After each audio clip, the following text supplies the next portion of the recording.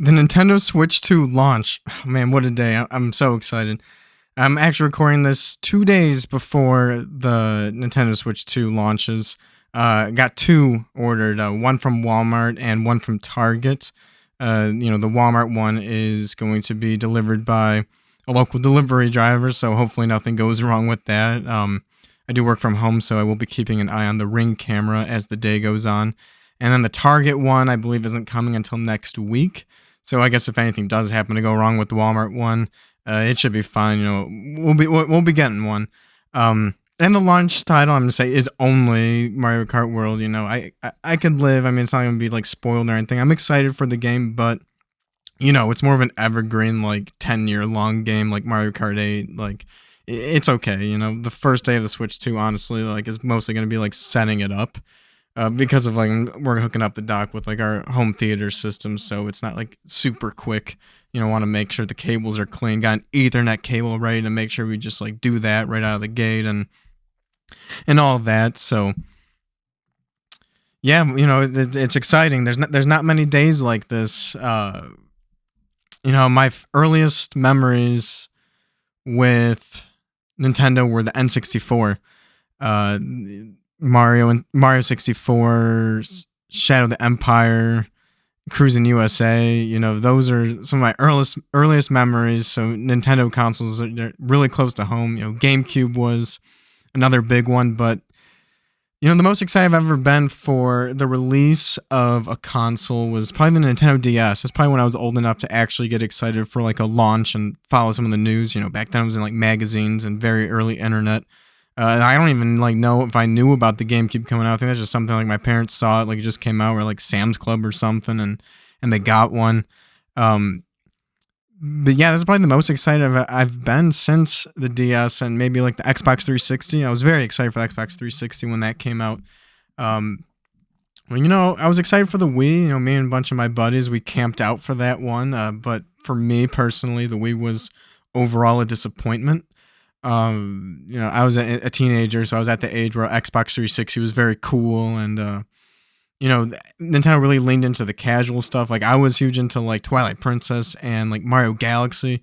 Even at the time, though, like I was like the only one playing Mario Galaxy. Everyone was playing Xbox 360, but I was the only one trying to like playing these like, I'm gonna call them hardcore Nintendo games because like everyone had a Wii. But then, like, no one had a Wii at the same time. Everyone's playing Wii Sports and, like, a lot of the casual stuff. There's no one to talk about, like, Mario Galaxy with. And, like, a great example of this was Skyward Sword. That came out, like, the same day or, like, same time as Skyrim. And, like, you only have so much time, to devote to the game. So I was like, I chose Skyward Sword over Skyrim because I'm, like, I owe it to Zelda. Like, I love Ocarina of Time and Majora's Mask and Wind Waker and Twilight Princess. Like I love Zelda. I like Elder Scrolls, but like I love Zelda, so I'm like I owe it to Zelda, and like man, I didn't even like finish the game back then. It was like so disappointing. At the time, I played the remake or the re-release on Switch, and when they got rid of the motion controls and like just like I had a better mindset going into it, and I finished it, and I ended up doing a lot of the side stuff, like not 100%, but if I start doing a lot of the side stuff just because like I want to, it's a really good like indicator for like me personally if I'm like really enjoying a game. And I liked it. I did like it. And like Mario Galaxy, like when I played that on the Mario 3D collection, I was like, wow, this game's great. This game's really great. And like, back then, like I didn't like praise it or like love it like that. I liked it, but I didn't like love it. I remember like Mario Galaxy 2 was getting 10 out of 10. I'm like, I didn't get it at the time just because like a teenage brain, Xbox 360, like not like many people are really into the Wii, like at least in my like circle at the time. Uh so like the Wii was like definitely going downhill. Like I didn't even get a Wii U. And by downhill, I mean like my love for gaming at the time. They were really pumping out a lot of 2D platformers, which I liked and they're so good, but it was like oversaturated. And what I skipped out on the Wii U, like I got the Xbox One day one, but like as much as I loved the Xbox 360, like that was going downhill ever since the Kinect came out, and then the Xbox One. My God, like day one, I remember I had like Battlefield 4, and like I played for like an hour and a half. I had fun. I'm like, this looks great. Like took a break, came back, my save was deleted. I was like, oh man, like are you kidding me? So I start over from the beginning, play for like an hour and a half, take a break. The save is deleted again a second time. I never played it. I never played it since. It was Master Chief Collection came out. That was all a huge broken mess. Like gaming was at my lowest there. Like it was late in my college life, and I was late college, early career. I really fell out of love with gaming. So like I said, I skipped the Wii U, and I did not get the Switch at launch, even though it had Breath of the Wild, and I love Zelda. Like I should have got a Switch One just to like on launch to play Zelda, but like that's where I was at. And I eventually got one when Mario Odyssey came out, so I was like, okay, I'll get it for like Mario and Zelda, like not just one, but like both. And I loved Mario Odyssey. I liked Breath of the Wild. That's a conversation for another time. I don't like it as much as like the other 3D Zeldas I've mentioned earlier in the video, Ocarina and Twilight Princess, but I do like Breath of the Wild. Uh, but it's been a while since I've wanted a Nintendo console at launch. I got the PS5 and Series X's and Series X at launch, but I wasn't like hyped for it. I'm just like financially able to, which I'm very fortunate to be in that position, and I'm financially able to get to Nintendo Switch 2. So it's like, I'm trying to figure out how hyped I am because I'm gonna get them anyway, regardless of my hype, just because they're gonna last 8 to 10 years. So I get the most value for my dollar if I get them day one, because then they'll last. Instead of getting it in the middle of the life cycle, and then Switch 3 comes out and then getting that. So like, maximizing the amount of time I have it. And we're at a point where you don't even know if the console is going to drop in price later in its life cycle. So it's like, back with the Switch 1, I was like, I don't need to get this at day one. I'll wait for a sale or something and get some kind of deal for it. But like now it's like, who knows? Like I can't like rely on in like however longer, like 6 months, 4 years. I have no idea. Like honestly, at this rate, it might go up in price.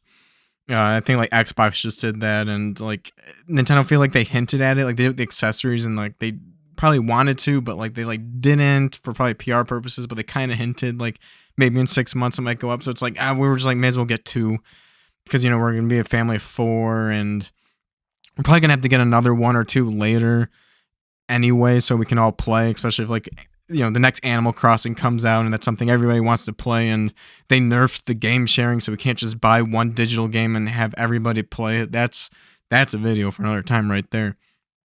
But still excited. That's not holding down my excitement for the Switch 2, because like the Switch 2 is everything like Nintendo's history that makes them great. And like I know some people, people online, the vocal minority, whatever, we're talking about how like the Switch 2 like is like terrible, it's not innovative, all these negative clickbaity things. And like honestly, like it's everything it needs to be, because like NES, Super NES, N64, GameCube, like those are like basically all normal video games. The Wii introduced the motion controls, which like the Switch has motion controls, and the Joy-Cons like not as precise, but like, you have Switch Sports on there. And then like the Wii U was like the bridge to Switch. It was like the first idea, like the first try, and then the Switch was like what the Wii U, like the Wii U was like a stepping stone to make like what the Switch like ultimately ended up being. So like all of that is like there in the Switch. And then like at this point, like the Switch like it thrived, being, even though it was underpowered, it thrived, and now we're like just getting that power back. Like we're gonna have third-party support, which like not even the GameCube really had. Like I had to buy a PS2 just to play like Dragon Ball Z, like Budokai at the time, because that wasn't releasing like for the GameCube, and this was like before the like I didn't know if it was ever gonna come out to GameCube, which like it did, but like then I got more exposure outside of like Nintendo, and like there was a lot of PS2 games that were great and that I loved. But yeah, like the Switch 2, I'm excited for the Switch 2. Like it's the first console since the Wii I'm getting day one, and it's gonna last 8 or 10 years. So it's like, my first console was the N64. Like this is gonna be my kid's N64, and I'm just so excited to like witness that. Like that's crazy. That's crazy that the Switch 2 is gonna be their N64. Like, and like for me, retro gaming was Super Nintendo and the NES, like, and to them it's like Switch 1, which is like backwards compatible, it's like retro, and they got the GameCube Online and all the Switch Online services, and they have all this accessibility to retro gaming. Like for me, and it was like during the GameCube days, like I was getting into retro gaming. Like I played Final Fantasy VII, loved that because like, you could put the PS1 games in PS2 and it worked backwards compatible. So that was great. But like then I wanted to play Mario RPG, so I bought like a Super Nintendo from eBay for like $30 or something, and I got Mario RPG. And like now it's like that's like in the Super Nintendo Classic, and like they remade it on Switch One, so it's just like so accessible. Like why even hook up a Super Nintendo anymore? I mean, like from my perspective, like it's still like cool, like for people who do that, but like I just don't have the space like in my house that like I want to do that when like really I just want to play the game. And like the Super Nintendo Classic or like the Super Nintendo Online service, like with like the actual like the new controllers, that like it still gives me that feel. Like that's all I really care about is the feel, like using the controller and like trusting uh that like all the input and everything is working. That's like with emulation, why I don't love emulation, because like I guess I have trust issues when it comes to that. Like, do I have it set up right and all that? Like this controller, like is it working? Like is this how it's supposed to feel?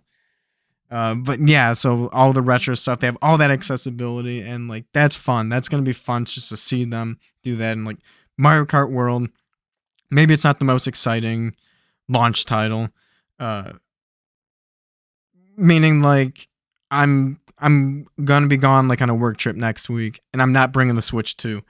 And I do plan making a video about why I'm not doing that. So if you want to hear about that, hit subscribe, hit the bell, like that'd be awesome.